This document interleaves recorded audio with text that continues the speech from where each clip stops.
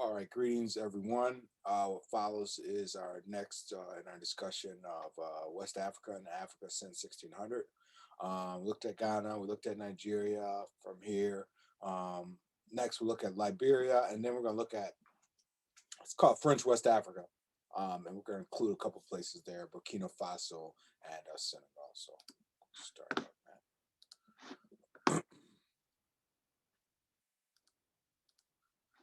All right. So, last time we're just wrapping up on a couple of places, very sort of impactful places. And I mean, it's just regrettable we can't sort of get everybody into this, because it's such a large sort of effort to try to talk about every single country and all of these events. It just, obviously you wouldn't be able to do it, right?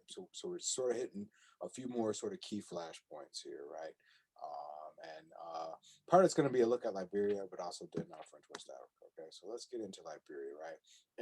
And as you'll see in a couple other maps out that we have up here, this was called and part of what was known as the Windward or the Grain Coast, right? But prior to any of that sort of pre-colonial contact and labeling and different things here, I'm sorry, pre-colonially, it was the Kru and the Malay peoples, right?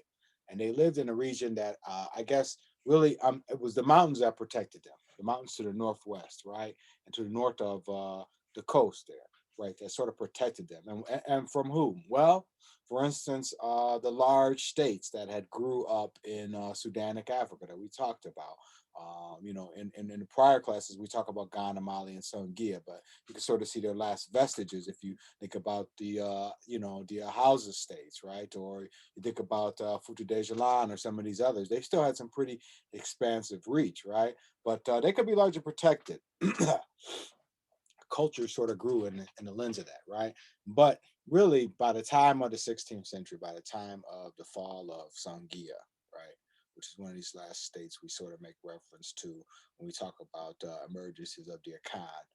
Uh, by about that time, really, you got Mandi people showing up across that mountain, right, as traders, as people, priests, and essentially they're bringing Islam.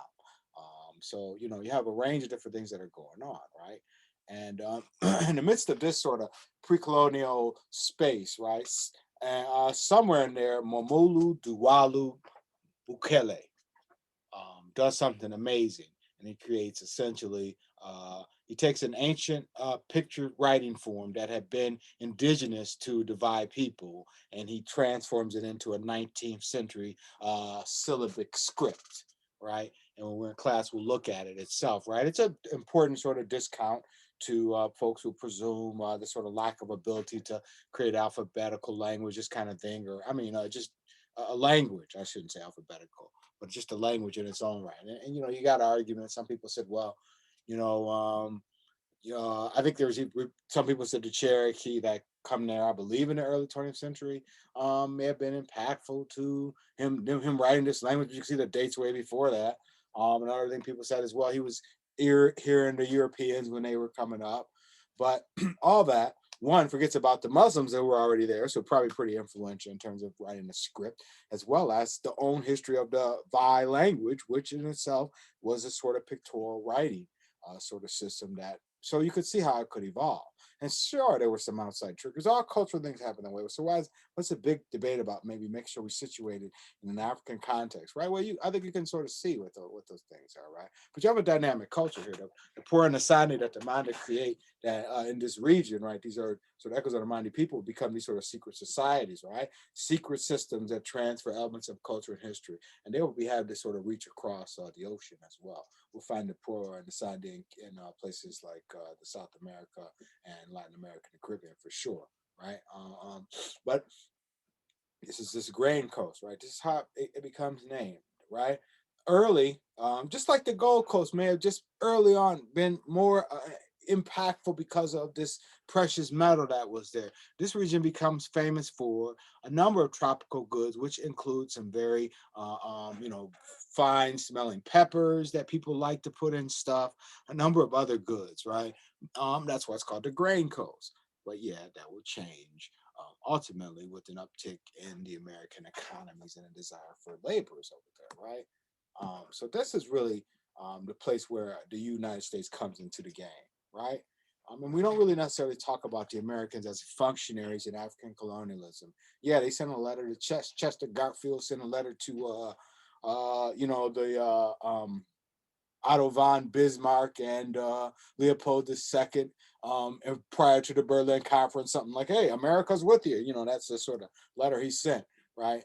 We can talk about what's problematic about that, if we want. But prior to that, almost maybe almost 80 years prior to that, right? You got Congress. What I'm saying? Essentially, they say you can't bring people into the country, but we're not going to ban slavery, right? Because one, for the way in which it would dismantle and sort of impact economies. That reminds you how much of a slaveocracy the United States was at this time.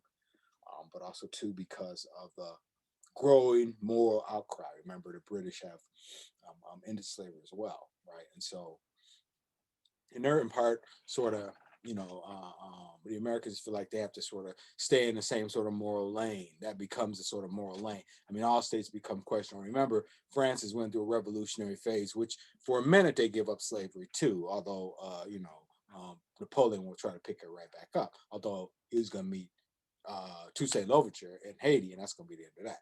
Whole another story. Anyway, but that's in the wake of all this. Even when we watch that early little short clip, and we'll view some more of that about Liberia, you see them set the context for that, right? But it's out of that the American Colonization Society grows, right? And early on, right, I think the vision was right in terms of saying, well, let's get these people away from slavery, and sort of show the world that these people could actually function and live by themselves, with the influence of Western civilization, mind you, right? Because the idea that the people could function by themselves, I mean, you come to the island, there they were. I mean, you come off the boat, there they are. I mean, what are you talking about, right? But this moral protectorate. It's fishy. It's fishy stuff.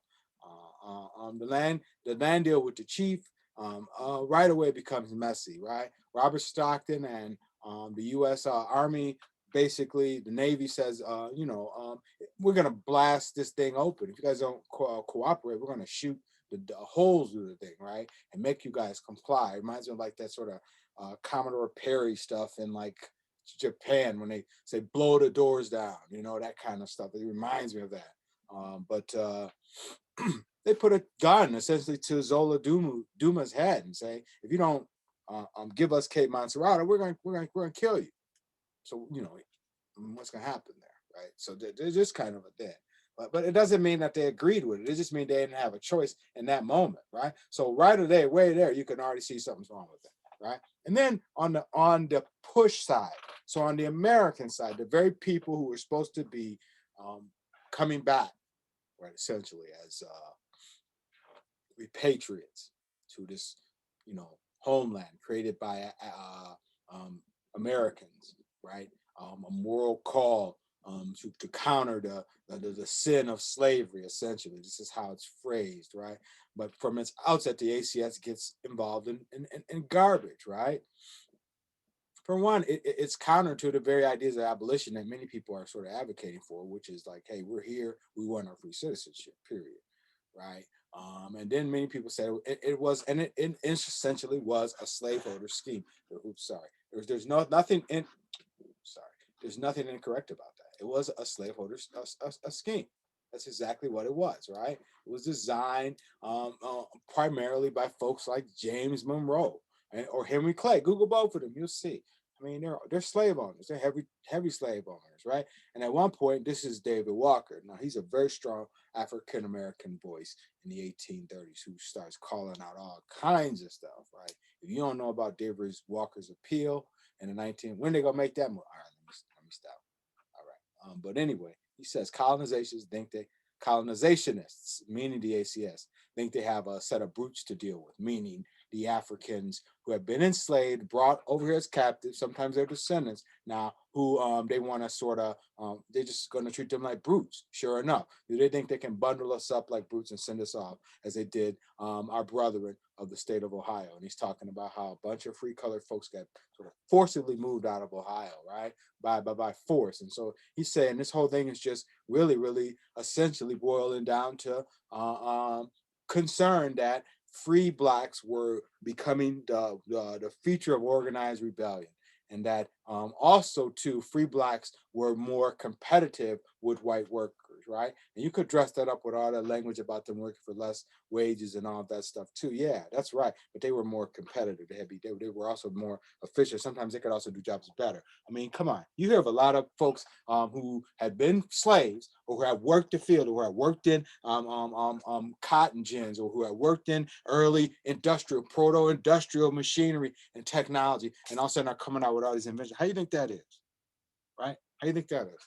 There are a lot of innovators there. They just never were recognized, right? I mean, we'll stop short of getting into a whole conversation about that, but just know, I mean, so you have that. And there was real fear that these folks were going to be competitive and that they were going to be a thorn in the side of the white worker, right? I mean, if you've ever seen the film about the gangs in New York, they really set the parameters of this sort of tension in the 19th century in the right kind of way in New York, and not even a generation after New York had let go of slavery, maybe a little bit more than a generation. Let me correct that, right? But just it just shows you the tension and the frustration of folks who they don't want the Irish competing with because they're Native Americans, right? Mind you, these are Anglo Americans who are claiming this nativism, right? I mean, again, we could go all day about the foolishness of this, but it really reveals something about the sort of the contempt that white workers, North or South, would have for black workers entering into this workforce as a new competition, right? So this is the ACS then sort of bundling up people and setting them off. Unless we forget revolution and resistance, right? Because they're playing a role there, and it's such an important idea because it counters again presumptions that well the free blacks were more. It was the slave in the slave in the field. It's the field slave. You know what they say, the house slave field. All right, I'm gonna go again down the dialectical trail or a rabbit hole, but we could sure go down there because I think when Malcolm X said that, he was making reference to something more in the 1960s, and everybody who reads it today tries to read it like it's field house slave. It's probably a total misread of it in many instances, right? Because if you think about this sort of dynamic, right, who's going to lead the revolts? Gabriel Prosser. Go ahead, Google his name. Nat Turner. Go ahead, Google that name. Denmark Vesey. Go ahead, Google that name. Google all three of them and find out if they're free, black, or slave. Let me know what you find out, right? And then you'll see, right? So this fear, there's something real to it, right? There is a concern because there is this sort of evidence of that. And no matter what you say, the free blacks themselves, just in their own existence, are always going to be a symbol for freedom for the slave. Always. They're always going to be reminded, like, well, if he's free, I'm going to be free. If she's free, I'm going to be free. So you got that kind of dynamic going on too. So all this makes for something real messy in terms of the promise or the commitment to saying, oh, we're gonna, our best bet is we're gonna help repopulate repatriate these free blacks so they can have a fresh start in Africa, right? This is what's going on the American side of that, right? And then when you get into the continent itself or the country itself, right? Uh, um, just more of this stuff, right? I mean, you set up a society where it's a moral protectorate, and its main goal and objective is obviously to give to show the world the benefits of Western civilization. That you've taught these free blacks the benefits of Western civilization, right? When we look at our film again, we can see how that tension really plays out there on the ground, right? But you never give them really the reins of power. They had to wrestle it away. The free blacks had to wrestle it from a group of whites for maybe the first generation or so of the colony, right? They're fighting that fight, right?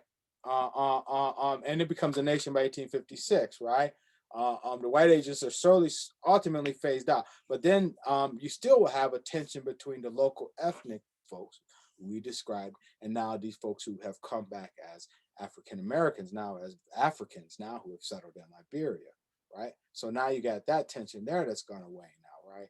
And then with the start of the Civil War, everything just sort of gets all messed up. You can imagine because now in the midst of war, who's hopping on boat? Well, I'm sure many folks would love to have been able to get on those boats, obviously, but they weren't there, right? And then after the war's over, people aren't really talking that way. They're talking about Jim Crow more than they are about saying, yeah, we could send some people back. But don't say that it's entirely elusive. It doesn't happen. I mean, you don't get to the Chicago, Congress of African, people getting together to talk over the issues of African, liberty and ideals of Africa's place in the world, predecessor to Pan-African Congresses and other places throughout the globe, right? You don't get there without there being some transitory point between, 1900, 1893, when that occurs here in Chicago, and the end of the war. Those 3 decades, there's still a lot going on in there. There's still a lot of folks who are talking about Alexander Crummell. I mean, there are many. So let's not sort of lose sight of it, that it completely will eviscerate, right? I mean, people are still going. The numbers fall down, right? And it's much much less so. So that's the sort of dynamic you have there, right? But even prior to that, prior to the sort of the breakdown of the society, the idea of Liberia was something that people thought was very, very, very, very, had a very, very bright future, right? Think about Martin Delaney, right? This very important sort of figure, right? Attended Harvard, right, for medicine, right? Ends up having to leave for issues of race. He's a major in the Union Army, right? Works at a newspaper, right? Wrote several books, Principia of Ethnology, Blake. Blake's the one you should read. And he's just sojourner as a Black man, picking up maybe on the heels of some other folks who had done that, like Paul Cuffey back in 18 teens, right? Is Paul Martin Delaney, who will visit Liberia, Lagos, Abeokuta, right? And in truth, his grandfather happened to be Nigerian and ends up going back to Africa, right? So these kinds of things, right? Now, how does he get back there in such an early period? These are interesting kinds of questions that we never really completely always tease out, but they're part of this narrative that we ought to sort of investigate, right? And for Martin Delaney's part, he really believed in a potential fulfillment of a genuine union. He did think there was something there, right? Black men on both sides of the Atlantic, right? That there could be a sort of a connection there, that people could build something of impact and significance, right? Uh, uh, um, and so they're encouraging people to come and go. As families, come on, let's go, let's leave. You should leave where you are. And this is really, I mean, this was already happening. Remember that you had people coming from as far away as they were leaving Dahomey, and from Dahomey they were going on their way to places like I'm sorry, they were leaving Brazil and going back home to Ouida, Dahomey, going back home to Lagos, going back, and that's happening in Cuba as well. So you already had a sort of form of repatriation. And again, another study that needs to be done. You could do some real interesting comparative sort of analysis of processes of sending or helping ex-slaves return to their to Africa, right? I mean, successes, failures, right? I mean, some of this is already, people are doing this kind of work already. But this one's really, it's an important kind of a thing, because the dynamic that will send many of these Brazilian folks home is not the government. The people themselves save up money, organize themselves as free Blacks. Some of them are still slaves, save up the right amount of money. Once they have the money together, they pay for their own ships, they get on the ships, and they go. Bye. See you later. Right? So this kind of a thing, right? And they're inviting them, the kings and chiefs that were in Abeokuta and Egba and other places that we talked about in Nigeria. They were open. The doors were open. They were welcoming these folks. We wanted you to come on, but you go. Remember, go back to now what was going on in those places in the early part of the 19th century, right? The tension of growing colonialism, especially 1850s, right? The British had just been up and down there, trying to bomb stuff out. And then you already had the tension with some of the, remember the Muslim groups in the north, and the tension with those groups, as well as sort of the tensions between states. So, I mean, this is a very sort of space where the legitimacy of saying, hey, come on in, Africans, Americans, yes, we'll welcome you as a moral protector. We're going to give you land to start your own way up. And maybe morally, we say, well, yeah, that's what y'all probably should have been doing in light of many, states maybe having an ownership and responsibility in the slave trade. Fair statement. But again, that's not going to play out because they don't even have the authority to have that. And I think that the part of that was on the table. I mean, because if I'm honest, Delaney's making the case for that in a lot of his work. He's talking about some other things too. I mean, it's not all roses and sunshine. He gets very sentimentalist about who he thinks should be and shouldn't be going back and forth across the water, right? And I mean, beyond the problem of maybe the gender perception that folks probably can clue in on very instantly, right?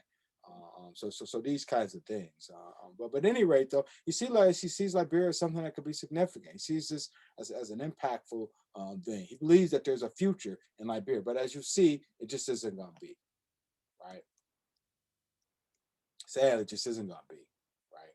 And part of what is at work there is that now you've got you created an environment, right?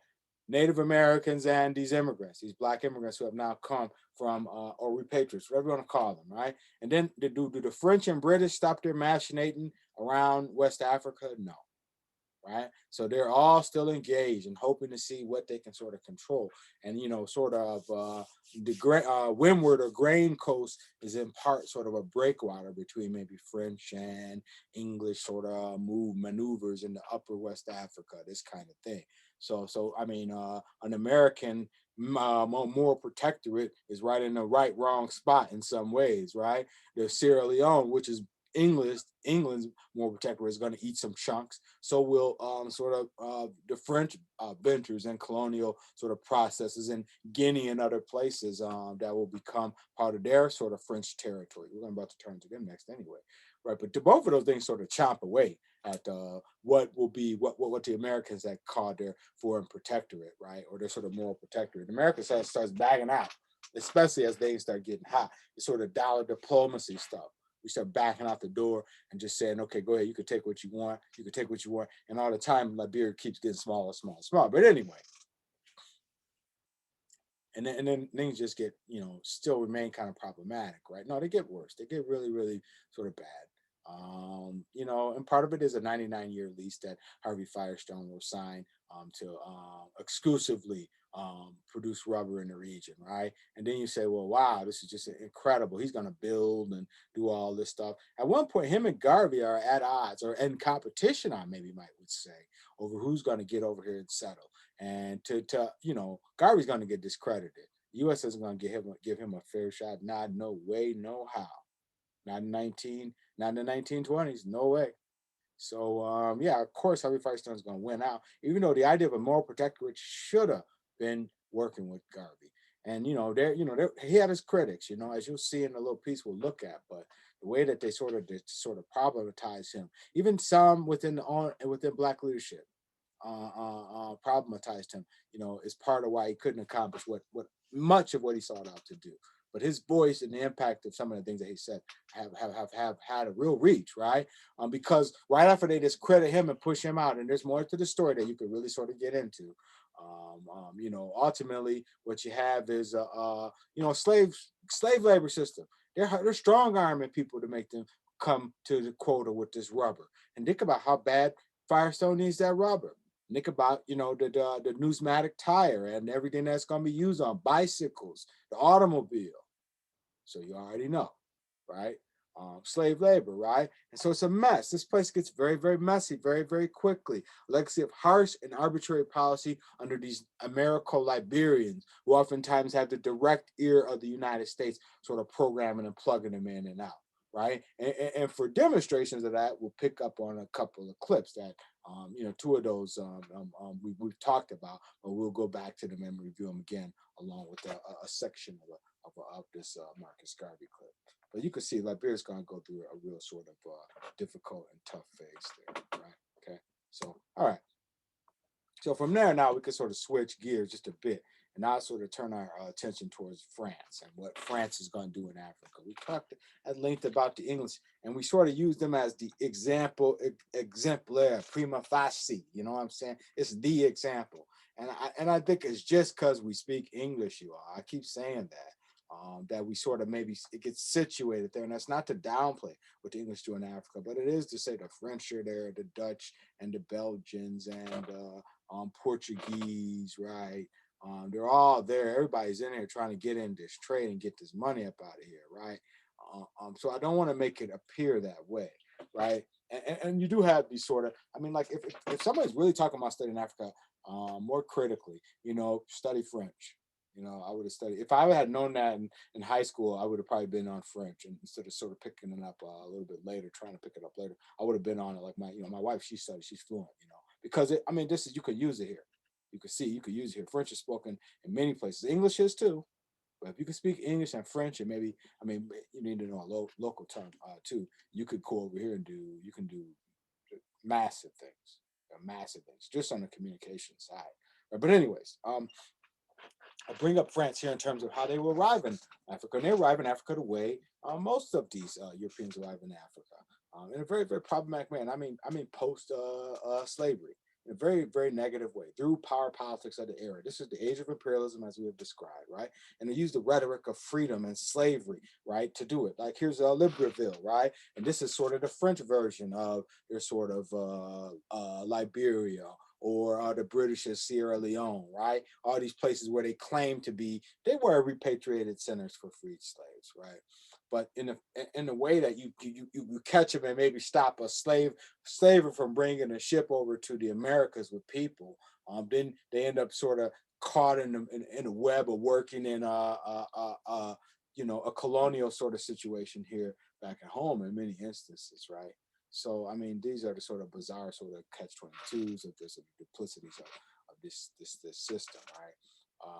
But they use this sort of repatriated space to operate to maneuver out of. The British do the same thing with Sierra Leone, but the Gold Coast just ends up, for obvious reasons, having much more impact. So that's where they sort of end up shifting. The Dutch are there first. That's the reason, right? But the British ultimately sort of shift that way as well.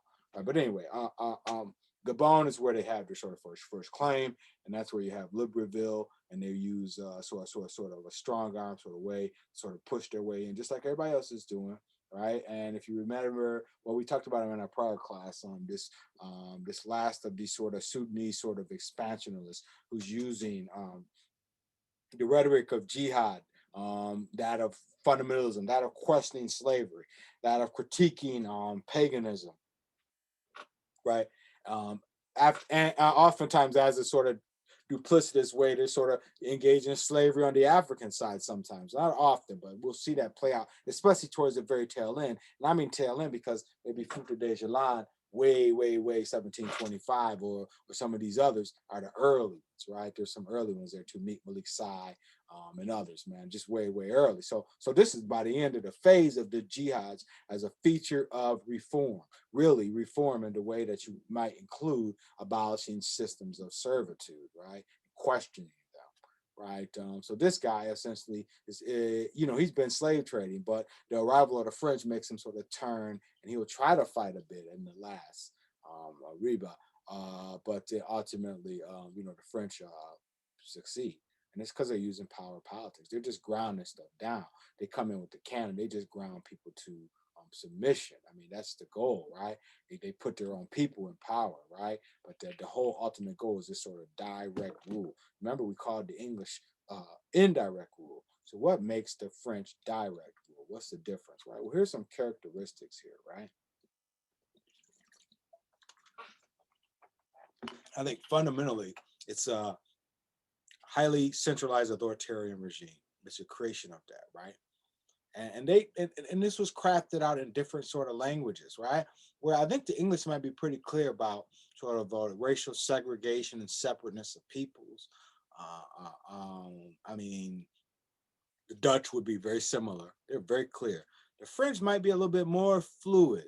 Similarly, the you might make a case for the Portuguese as having a little bit more fluidness there going on, right? Assimilating, right? You could assimilate into culture, right? And even though they're operating out this very, very powerful, centralized authoritarian regime, they're talking in terms of, yes, there is beauty in your culture. You do have a culture, right? But ultimately, though, if you really want to be something, you're going to have to assimilate to French culture, right? So that in itself creates with its own problems, right? And then the sort of association idea, right? It says, okay, again, you got something here, your culture something, but you need the French culture. You need French to this thing, right. And the other piece of, I think, direct rule.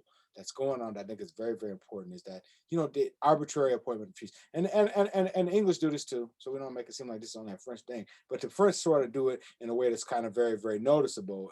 And the fact that, they would actually sort of say, okay, we're going to back this person, and maybe sort of remove so and so from power, and sort of maybe sort of less than, it looked very clear what they were up to, ways, right? So by the time you get to World War One, you got a sort of a stage, man. What Hugh Schraken calls the last stage in a scramble for Africa, World War One. Just this sort of mess. And if the English use quite a bit of African support soldiers to go and fight, the French maybe use about 2 or 3 times their number, right? You know, and there's just so many, right? And then for those people who will come in and then sort of enact and take these roles as carriers or laborers or what have you, right? Uh, uh, um, you're treated poorly. Disease is horrible. People don't survive, right? And this kind of thing, right? But it's a strange war, as we'll see when we look at sort of pieces of this black and white and color, what it means for Africans, right? What's happening in Paris? What does that mean for Togoland? What does that mean for Cameroon, right? Uh, uh, um, and so all this sort of stuff, and then even sort of dialogue around the Berlin Act, using the rhetoric of the Berlin Act as a feature of an engagement between the French and the Germans over who is to control the Cameroons, right? Remember, the English are there too. That's where we have our first shot of the war. It gets fired off right here, in this region, right? So this sort of stuff going on, right? And even as the war ends and we get into World War II and the era of World War II, it's just a mess. It's just one of the things that's so surprising to me. I've always sort of had some tension around is the Brazzaville Conference of 1944 because of all that it meant, right? It is at a time when France is under the control of the Vichy regime, the Germans, right? Obviously. So, in light of this, there have been escaping. This is how you get this sort of stories of, the French in North Africa, this sort of Casablanca kind of thing, but also to further in other places, right? Equatorial Africa, in fact, was a center of free French resistance, right? So the governor at the time there, he's taking these people, helping these people. They're trying to get their country back. He's probably like, dang, I bet they probably can kind of relate. We lost our country. The French, y'all came and took our country. Did y'all know that there was the French that came and took our country? And here we are helping you guys right now as your country got taken by the Germans. Just think about that. We kind of share something common together, right? You would think people would be like, so when Felix Abuye says to them, yeah, well, we want more indigenous recognition as part of government. We want to enforce labor. We want modern education for our chiefs. We want to be able to vote, right? And what you would think the French in this state, right? Would be sort of like, yes, we will do this. We'll prove this. We learned our lesson. Look, we can't go back home. We can't get back to our own country. We're missing our own sort of culture and this kind of thing. And it's under the control of another sort of state power, the Germans, and they were being bogus there too. Y'all know the story of World War II. I don't have to get into all that. So you would think that the French would have been like, yes. And initially, that's the response, right? Because they're using, they start to talk to, we want you to take the lead in stewarding these reform, right? And give us full rights of citizenship in context of everything that's happening, right? What do you think the French do, right? Well, no self-government, right? They give limited franchise. They'd already had that in Senegal too, to some degree, so that was nothing new, right? And then the sort of advisory power. So it's a step up, you could say. All right, fine. I'll give you your step up if that's what you want to go ahead and call it. But for me, the duplicity of that is just like, come on, are you kidding me right now? You know, he's gonna recruit people to go and fight in the war to fight against, all the horrors of the war. He'll help recruit people to go fight, right? So this kind of thing, right? And ultimately, when independence comes, you can imagine the state's not prepared, and this is part of the reason, right? Because they try to control everything as much as they could, and sort of still maintain the sort of economic control. Even after the end of the war, they didn't want to let that colony go. So these kinds of things, right? And so by the time you get to, you needed a party to demonstrate, a political party to demonstrate to other nations that, you know, African nations, French African nations, can be independent and autonomous nations, right? And it's Bouyer's RDA that becomes that example, to show to the world how this potentially can work, right? And it is a sort of note, independence is coming, right? Right. And so, for instance, Togo gets sort of let loose and sort of gets under the sort of guided hand of Ghana. I'm not sure how that will play out, or how that plays out in terms of, at least it will partner them in terms of electrical. So, but they're still both in a sort of problematic, or less than, let's say, productive relationship with their former European power, right? But independence is coming, right? And all this talk of, again, association over simulation, right? And this sort of France is giving up these sort of criteria. You know, at the end of the war, Charles de Gaulle offers to all of the former French colonies what he calls the peace of the brave, right? It's a counterpoint to the English have the Commonwealth system that they're sort of getting ready to pull out, right? So they said, to you want to be a part of the French sort of peace of the brave, the great system, right? And all everybody but Guinea says, you know what, we don't want to be in this, right?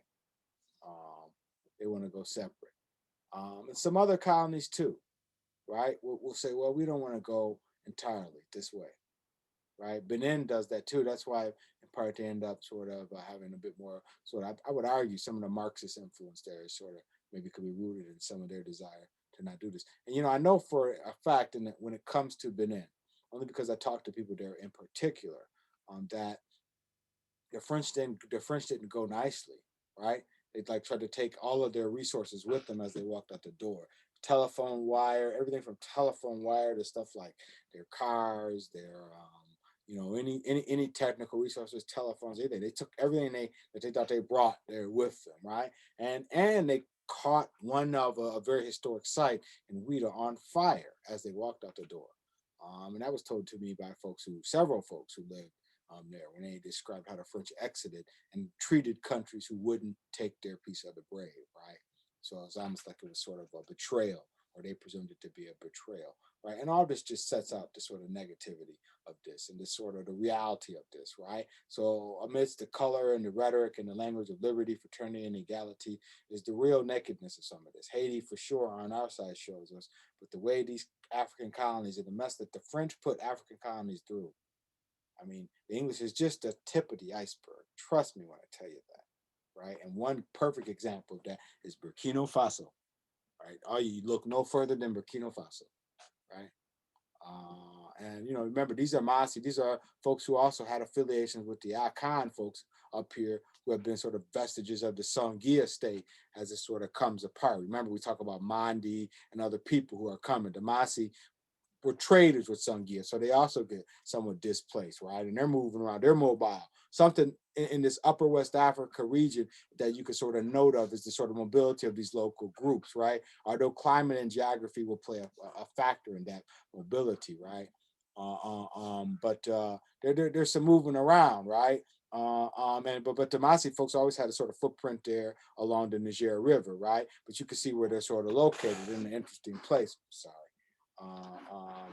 Again, at the sort of at a nice little turn point with Muslim groups to the north, and then the sort of forest zone trading people to the south. Apologies again.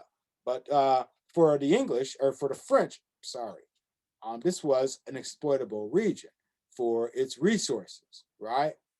And so they turn Burkina Faso into, or the Upper Volta, the small confederation of states they created. They create something called Upper Volta, right, which is a French West African state, right? But it gains its independence and becomes Burkina Faso between 1958 and 1960, right? There's a number of tensions between 1970s, 80s. Now, multi-party elections in the 90s, right? But there are real tension points there, right? It's a landlocked state. Although they do have some resources, think of these folks producing cotton as a commodity, and how well they could compete with the United States or China, or even Southeast Asia, right? It's not going to happen, right? And so, that put them in a precarious spot when you start talking about self-autonomy and self-sustainability, right? And they had some gold too. But again, if the resources were squandered or problematically used, you got problems, right? Like, you had a voice of independence. You had a voice who is the Che Guevara of um, Burkina Faso, of Africa, and I was called this, Thomas Sankara, right? Um, he just and I mean Guevara in the sense that he becomes iconic, that in that way, right? Pan Africanist, reformer, Marxist. We'll watch some film footage of him. You'll see him. The guy will just, he almost arrest you because he has that presence, even still on film, that gets you. And you say, "Oh man, dude, this guy's serious. He's not kidding. When he says he really wants to reform, he's not kidding about it, right?" And so they were starting to wrestle with stuff. The environmental transformations brought on by decades of Europeans sort of digging in the ground. Issues and questions around gender empowerment and self-reliance were really, really, really elemental to the way in which Sankara was taking on the future of his country. Right, his transgressive radical politics, right? Impossible to subsume in the liberal narrative. Now, that's like one of my favorite statements because it really hits at the core of something there, right? You couldn't, it's hard to fathom the truth of that, right? Because again, look at the liberal narrative that France will articulate, but it could not sort of wrestle with and come to terms with its own colony. And by this, I just mean Burkina Faso. We don't even got to talk about some of the other stuff we just talked about. It couldn't even allow Burkina Faso in this instance to sort of move in this direction. They put their foot in the way of it. You're going to see.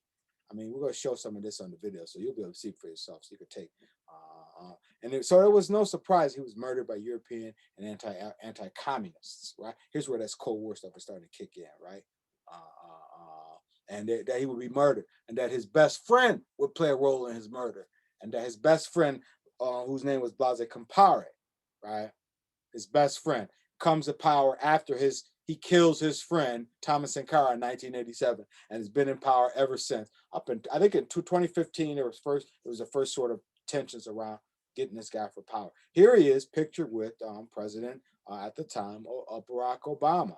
And for me, it is a point of sort of problematic sort of for instance there that this guy, and it was well known at the time, right, was responsible for the death of Thomas Sankara. That was well known. And that whoever was behind the scene, handlers or what have you, that would allow him to have taken that picture with Obama is problematic for me. And don't get me wrong, there's all kinds of problems, right? You look at something like this compared to some of the other things, January 6th, all right. I mean, I ain't gonna even go there. I'm just saying. I mean, it just shows you the sort of need for the United States, regardless of who is in power, to come to better understanding of its relationship with the rest of the world. Because this should have been on the forefront of everybody's know. How many else? We can blame Obama, but how many else know? Who else knew? Who else knew? And I don't mean within his handlers and his folks. I mean in the population. I mean, how many of us knew it enough to make a case about it that would have stopped us from even coming? I'm done. So this kind of a thing, right? And again, but the consensus, the crowd, folks at home said they would have it by 2015. They had it, right?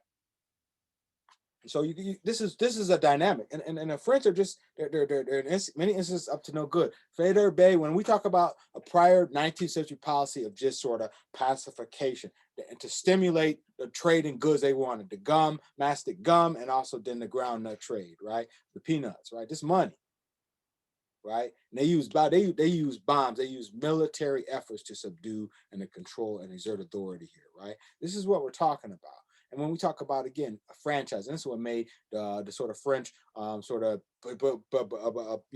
giving the bestowal of shall we say suffrage to folks in Central West Africa, and Felix Abuye, and Brazzaville, to give them this sort of fake measure of autonomy, right? It's up and against a late 19th century sort of suffrage. Africans by 1870 already are voting, and Africans have been participatory in government prior to that. The Senegalese were at a grievance list during the French Revolution.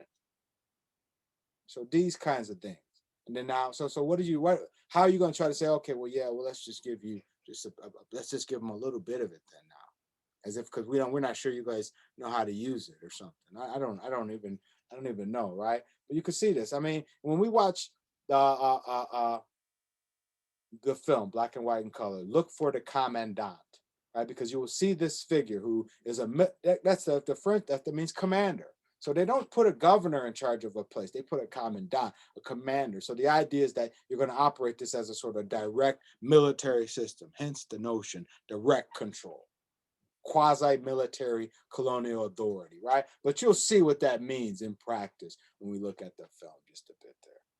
Right, again, and I only sort of make reference to some of this because I just want to have this last little discussion around Senegal, right? Because how will they move from already being a sort of state in a real sort of option of being progressive and reformist to one in terms of realizing the reality of their independence, right? And a lot of things are at work, but you see some real interesting fluidity start to show up here, right? You got, the progressive commons, Dakar, Saint Louis, and Gorée and Rufisque. They do in Senegal. These four little city areas become sort of hotbeds of sort of generative culture, ideas. And you just had an exist from the Jollof people, from the Mandi people, from some of the other groups. But primarily the Jollof, let's just talk about them. You had people who had prior knowledges of this sort of, structures of state. I mean, so again, you talk about something that's a little problematic, right? And you can see how people would co-opt the state to their own advantage, to achieve their own ends. And sometimes those own ends might have been moving towards a state of autonomy, moving a nation towards that way. Now, I'm not going to go as far as to argue that about Blase Dagny, but I think it's fair to leave it open in his experience. And some of you I know will investigate this figure and say, well, who is he and what are you talking about, right? He comes in as an African. Not a mulatto or a Frenchman who takes over a post held primarily by those sorts of folks. So that's in itself was significant, right? He talked in terms of French West African nationalism. But if you watch what he did, you probably couldn't put the two together because with all of that sort of proto, maybe even Garveyist sort of talk, maybe of this kind of thing, right? Here you go with something strange, right? Him and his cohorts getting full citizenship on the condition that they help recruit French Africans to fight, right? Treaties, secret treaties with traders, right, that would primarily benefit these French traders, but giving just a little bit to their key sort of partners in Africa, Diagny being one of them, right? Saying, okay, colonialism, we just need to loosen up the bonds of it. Not necessarily saying to get rid of it. And this is what he's saying here, right? And he's even making a case for colonial labor programs in the four communes region, in these urban centers in 1930, right? I mean, I'm not trying to paint a paper way for him, right? Because I think you have to see him as a political opportunist and also product of French assimilation. But I'll tell you this, talking with and working with a colleague and a good friend of mine, Haj Gaye, who's from this region, it just makes and invites a different lens, right? Because as he tells his story, and I got the clip here, we'll watch it some during class time. But as he tells his story, you see how fashion and culture and art, which I haven't been able to really deal with as effective as we would like to in a class called African history, because you got to sort of flux out this stuff. You may say it's irrelevant, but okay, if you need this stuff.